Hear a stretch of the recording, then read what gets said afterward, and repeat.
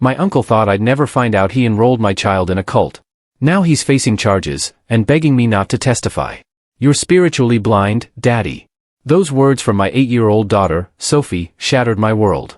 They were taught to her by my own uncle, Raymond, the man I trusted to care for her after school. He was secretly grooming her for a cult, and that realization ignited a firestorm within me. I was about to go to war to get my daughter's mind back. I knew something was catastrophically wrong when Sophie matter-of-factly told me she needed to Zoru herself before dinner. She looked at me with genuine pity, like I was the one who needed saving, and explained that Uncle Raymond had taught her that people who don't follow the guide's teachings are 2-1, a word I couldn't even make sense of, and she was worried about my soul. My hands went cold. Uncle Raymond was my mother's brother, a man I'd trusted implicitly with my daughter for the past 6 months. He was 63, retired, lived alone, and had always been a bit odd, but harmless. Or so I'd thought. Now, my daughter was talking about eternal guides and purification rituals, and looking at me like I was the one who needed saving. I asked her where she'd learned this. She said at the special classes Uncle Raymond took her to every week, the ones where she was learning to be spiritually awakened before the Great Transition. I had no idea what classes she meant. I'd never authorized any classes. Listen, I'd been an emergency room physician for 12 years when my wife died 3 years ago. Cancer, aggressive and fast, took her in 9 months. Sophie had been 5 when her mother passed, and I'd been utterly struggling to balance single parenthood with the relentless schedule of ER work. My Uncle Raymond had appeared like a gift from heaven 6 months after the funeral, offering to help with childcare. He'd retired from his job as an insurance adjuster, had time on his hands. He'd said he loved Sophie, wanted to be more involved in her life, wanted to help his nephew during a hard time. I'd been drowning in grief and exhaustion, working 12-hour shifts and coming home to a daughter who desperately needed stability I wasn't sure I could provide. Raymond had seemed perfect, family, trustworthy, available. And Sophie had liked him. He'd pick her up from school 3 days a week, watch her until I got home around 7 p.m., help with homework, even make dinner sometimes. It had been working smoothly for 6 months. Or so I'd thought. The first red flag I'd completely missed was 2 months ago when Sophie started using strange phrases. She'd say things like 5 when something good happened or 6 when she disagreed. I'd thought she'd picked up quirky language from school or TV. Kids say weird things, right? But then she'd started asking questions about death that were too sophisticated for an 8-year-old. Questions about what happens to souls that aren't 7 and whether Mommy's soul had been saved before she died. Those questions made my chest tight, but I'd attributed them to her processing grief in her own way. I'd taken her to a child therapist after her mother died, Dr. Patricia Lim, who specialized in childhood grief. And Sophie had seemed to be coping well, according to Dr. Lim's assessments. But looking back, I realized Sophie had stopped being fully honest with her therapist around the same time she'd started spending time with Raymond. The second red flag was a month ago when I'd found a booklet in Sophie's backpack. It was cheaply printed, no author listed, titled The Young Seeker's Guide to Spiritual Awakening. Inside were child-friendly explanations of concepts like ego death, surrendering to the guide, and preparing for the transition. The language was manipulative and disturbing, talking about how children were pure vessels who could achieve enlightenment faster than adults. How family members who didn't understand were obstacles to be overcome with patience and love. I'd asked Sophie where she got it. She'd said Uncle Raymond gave it to her from his 12. I'd felt my stomach drop but told myself it was probably just some weird self-help group, harmless if strange. I'd meant to ask Raymond about it but kept forgetting in the chaos of work. That was my mistake. I should have investigated immediately. The third red flag was 3 weeks ago when I'd come home early and found Sophie and Raymond sitting on the floor of the living room with their eyes closed, hands on their knees, humming in unison. Raymond's eyes had snapped open when he heard me, and he'd smiled too quickly, too brightly, and explained they were just doing some meditation exercises he'd learned that helped with stress and focus. Sophie had seemed in a trance, taking almost a full minute to open her eyes and orient to my presence. I'd asked if this was something from his spiritual community.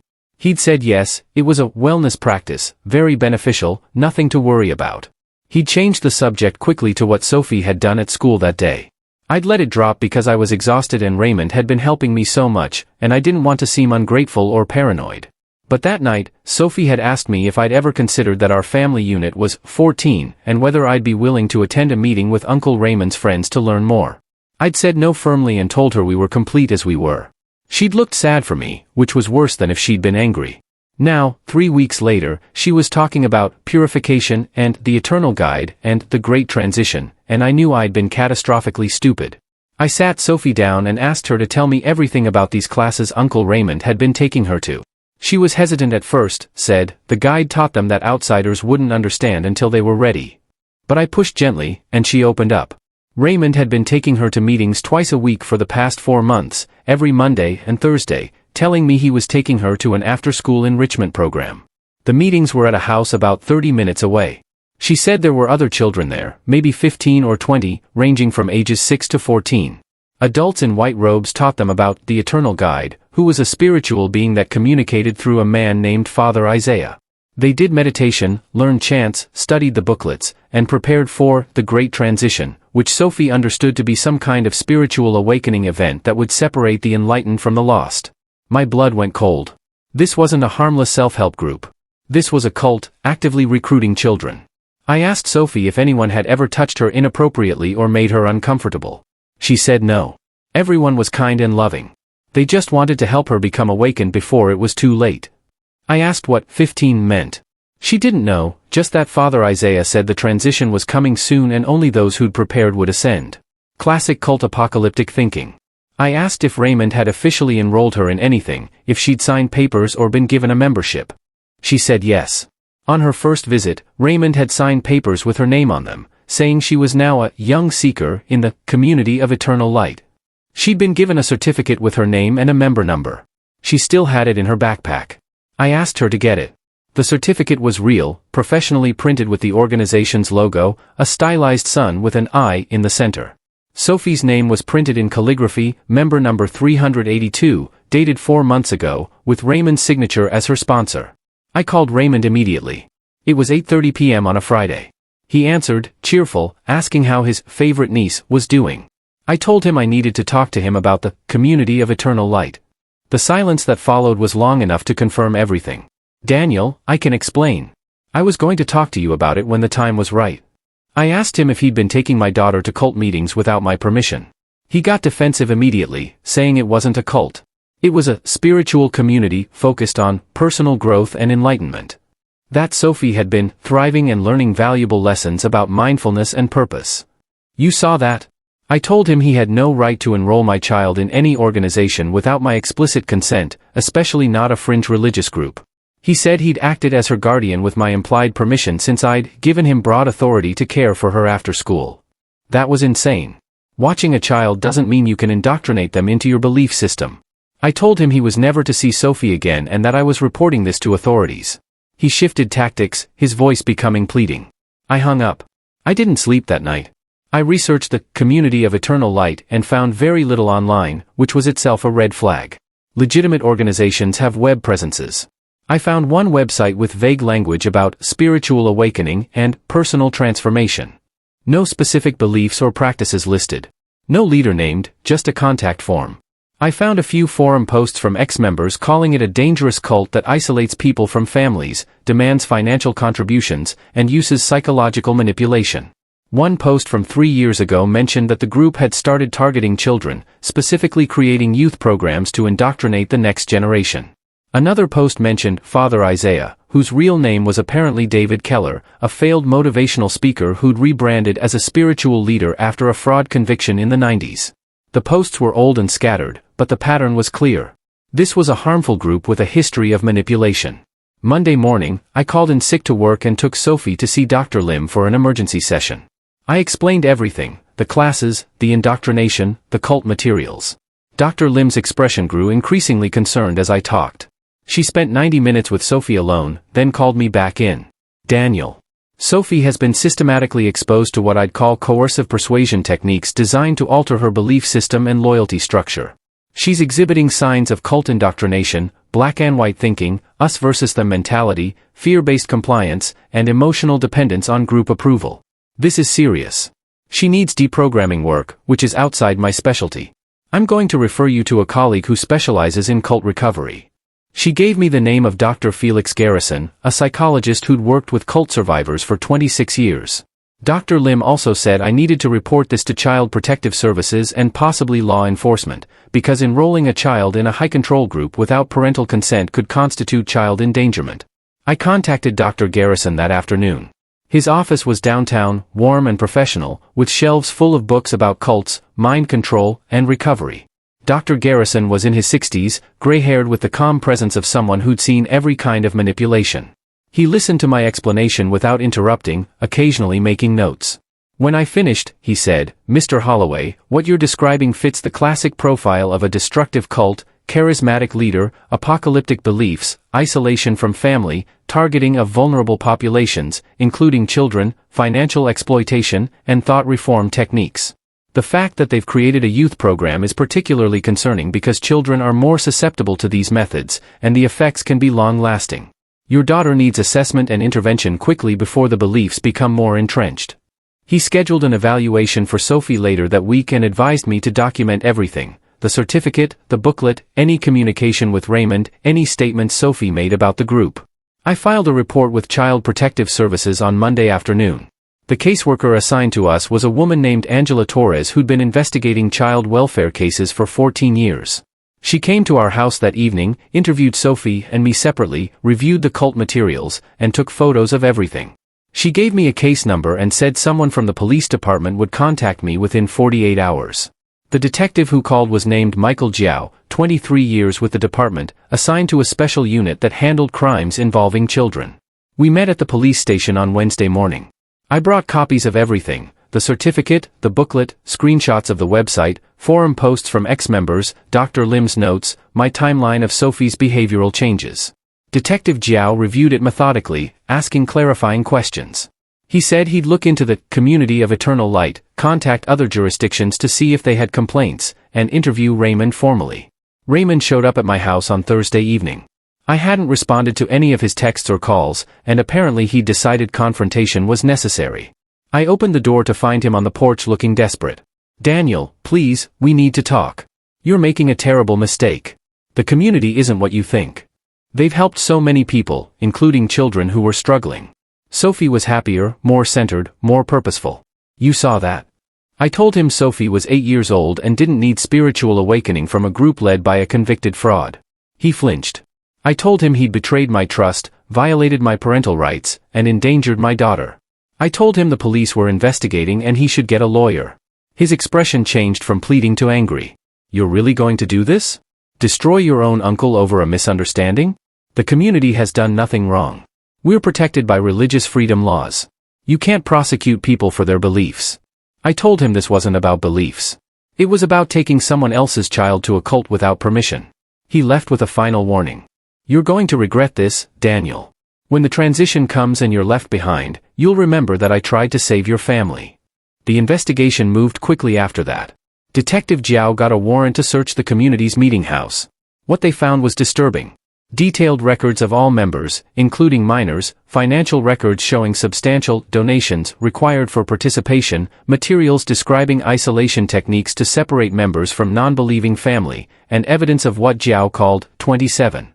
They found lesson plans for the children's classes that included teaching kids to keep secrets from parents, to view non-members as spiritually inferior, and to prepare for a coming apocalypse that only Father Isaiah could interpret.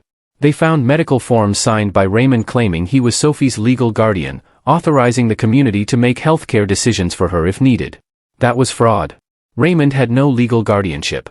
They found recordings of Father Isaiah's teachings, including sessions where he told children that their parents, who didn't join the community, were obstacles to their spiritual growth that would eventually have to be 28, which everyone understood to mean abandoned. The FBI got involved 2 weeks later when Detective Jiao's investigation revealed that the Community of Eternal Light operated in 6 states and had over 800 members, including 200 minors. That made it a federal case. The agent assigned was Special Agent Victoria Wright with the FBI's Crimes Against Children Unit, 21 years investigating child exploitation and cult-related crimes. She contacted me to get my statement and said my case was one of several that had prompted a larger investigation. Apparently, other parents in different states had reported similar situations: trusted relatives or friends enrolling children in the community without parental consent, children showing signs of indoctrination, discovery of the manipulation leading to complaints. 29. Raymond was arrested 4 weeks after I discovered Sophie's involvement. The charges were custodial interference, child endangerment, and fraud for signing medical documents claiming guardianship. He was released on bail the same day, $50,000 posted by someone from the community. He immediately started calling me, leaving voicemails begging me to drop the charges, saying he'd made a mistake, but had good intentions, that prosecuting him would destroy his life. I didn't respond. His lawyer, a man named Gregory Yates, who apparently worked often with members of the community, sent a formal letter saying Raymond was willing to enter a plea agreement if I'd agree not to testify at trial. The letter argued that Raymond had acted out of love and concern for Sophie's well-being, that he genuinely believed the community's teachings would benefit her, and that sending an elderly man to prison over a family dispute was disproportionate. The letter made me furious. This wasn't a family dispute. This was a man systematically indoctrinating my child into a cult for 4 months behind my back. Sophie's therapy with Dr. Garrison was revealing just how deep the manipulation went. Over 6 sessions, he'd uncovered that Sophie had been taught she was special, chosen, that her mother's death had been part of the guide's plan to prepare Sophie for her spiritual destiny. They told her that her father, me, was spiritually blind, but could be saved if she prayed for me, and eventually convinced me to join. They taught her that if she ever had to choose between her family and the guide came first because spiritual salvation mattered more than earthly relationships. They'd been preparing her, Dr. Garrison explained, to eventually leave her family when she was old enough to dedicate herself fully to the community. 30. The trial was set for 6 months out. In the meantime, Raymond violated his bail conditions by attempting to contact Sophie through another community member.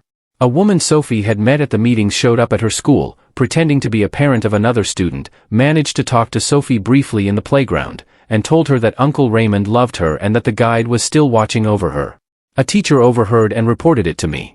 I reported it to Detective Jiao, and Raymond's bail was revoked. He was arrested again, this time held without bail. The woman who'd contacted Sophie was also arrested for witness tampering. Gregory Yates sent another letter, more desperate this time, saying Raymond was elderly and ill, that pretrial detention was destroying his health, that I was being vindictive. The letter included a plea from Raymond himself, handwritten, saying he was sorry for everything, that he'd never meant to hurt Sophie or betray me, that the community had deceived him, too, that he'd only wanted to help. The letter ended with 31.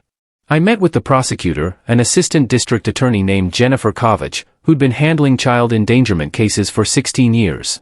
She reviewed all the evidence, including Raymond's letter. I asked what would happen to Raymond if convicted. She said he was facing 2 to 5 years on the custodial interference charge, 1 to 3 years on child endangerment, and 1 to 3 years on fraud, potentially served concurrently. With his age and lack of prior record, he might get reduced sentencing, but he'd do time. If you choose not to testify, we'd likely have to accept a plea deal for probation or minimal jail time.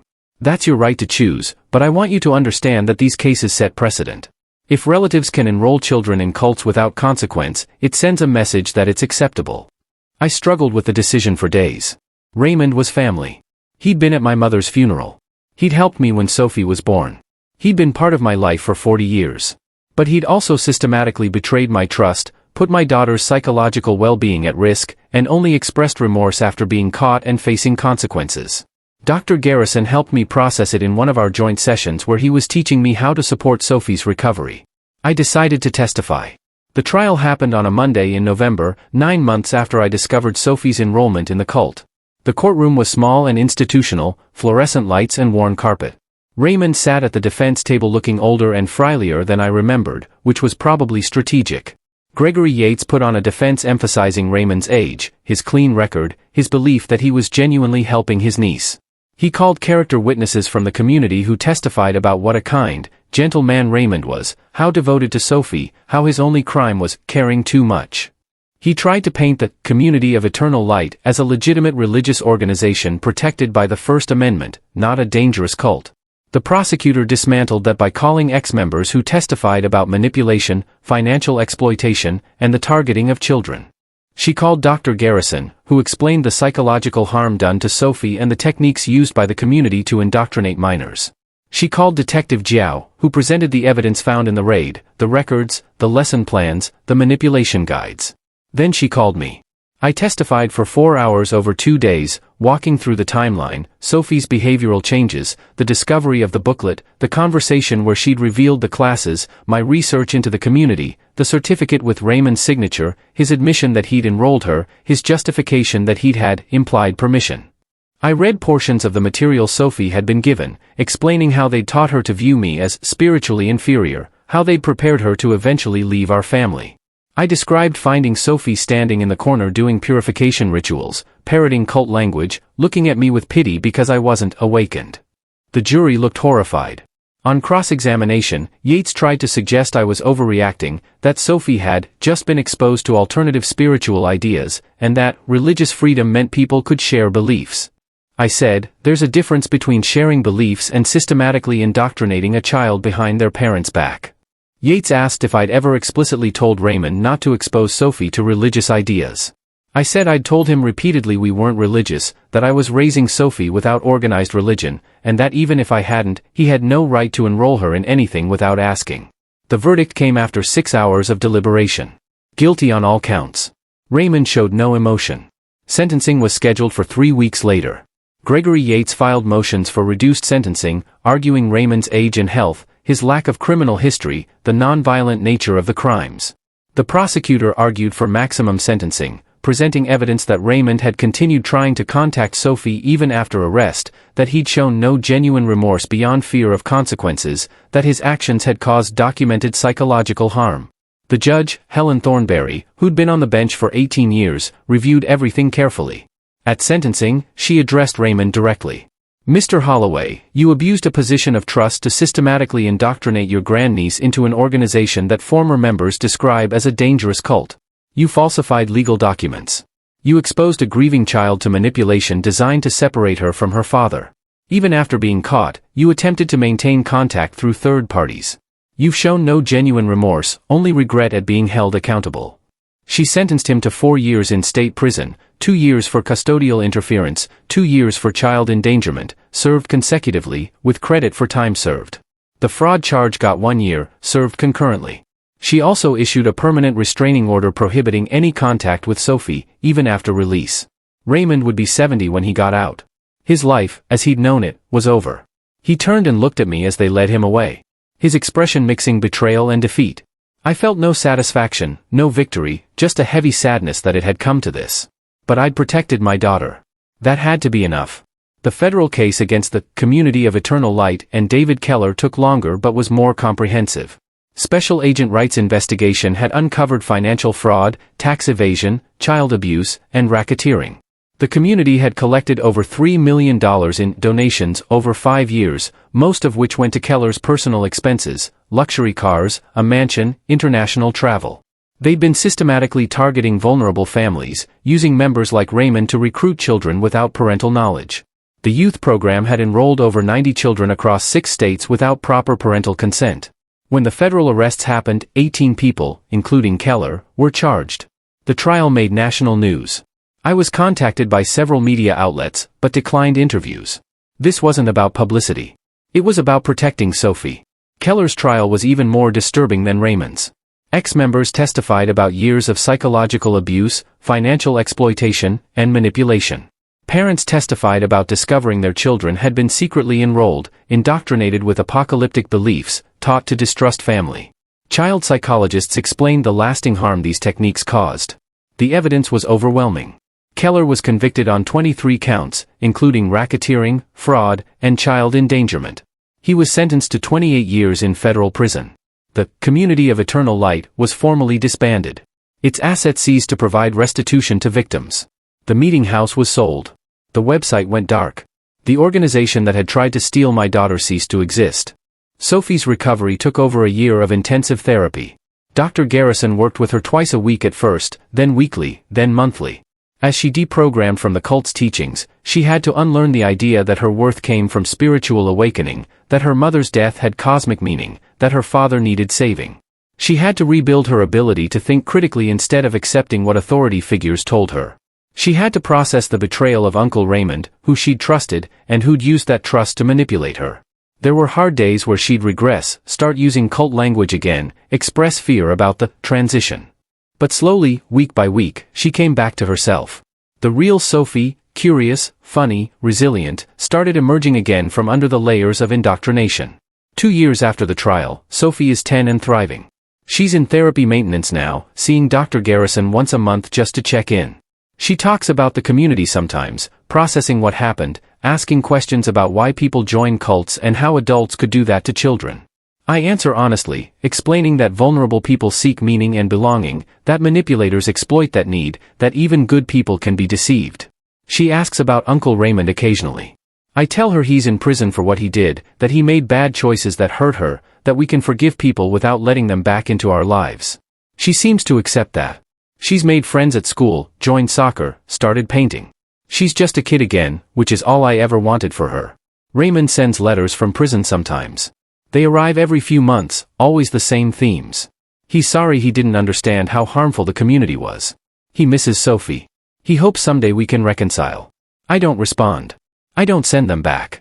I just file them away in case they're ever needed as evidence of continued contact attempts. Maybe when Sophie's 18, if she wants to read them, I'll let her decide. But for now, my job is to protect her from the man who tried to steal her mind in the name of spiritual salvation. That's not cruelty. That's parenting. He's family by blood. But family doesn't give you the right to indoctrinate someone else's child into your belief system. He learned that lesson the hard way. And Sophie learned that she's safe now. That no one will manipulate her again. That her father will always choose her well-being over family loyalty. That's the lesson that matters. Uncle Raymond lost everything. His freedom, his relationship with me, any chance of knowing Sophie because he couldn't respect basic boundaries. The cult he loved more than his family destroyed his life. Just like it was designed to. That's not justice I created. That's justice he earned. And I'll testify to that truth every single time. Have you ever had to choose between protecting your child and maintaining a relationship with a family member? How did you deal with that kind of betrayal? Share your story in the comments below.